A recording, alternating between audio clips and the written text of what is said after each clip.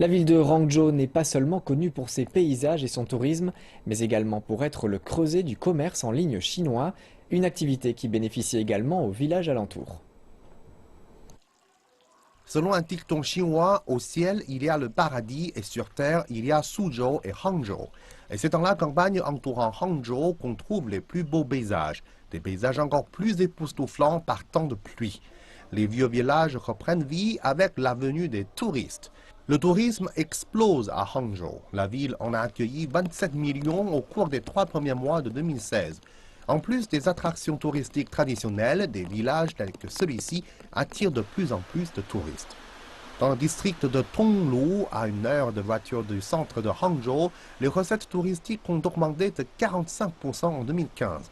Près de 6,5 millions de personnes ont visité la région l'an dernier. La hausse du tourisme donne lieu à de nouvelles occasions d'affaires et pas seulement pour les villageois qui transforment leurs maisons en hôtels.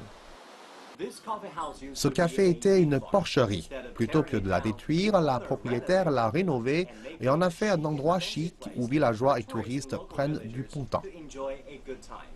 Si la propriétaire du café est née au village, elle en est partie très vite. Elle se considère comme une citadine. Pourtant, elle a décidé de rentrer au pays. Je gagnais bien ma vie en ville, mais en ouvrant mon affaire ici, je peux faire de l'argent tout en bénéficiant de la quiétude de la vie au village. Comme beaucoup d'autres, son commerce est florissant grâce au tourisme.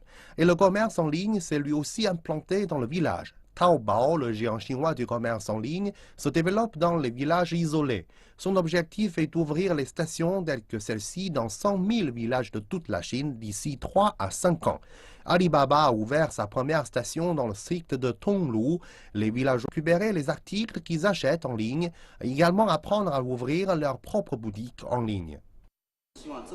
En plus d'établir un réseau logistique qui peut atteindre les villages, nous espérons que le gouvernement puisse soutenir de manière active le commerce en ligne dans les zones rurales. Nous espérons également convaincre un plus grand nombre de jeunes gens talentueux de revenir dans leur ville natale et de créer des entreprises locales qui aient un potentiel de croissance dans le secteur du commerce en ligne. Taobao a déjà ouvert 183 stations dans le district de Tonglu.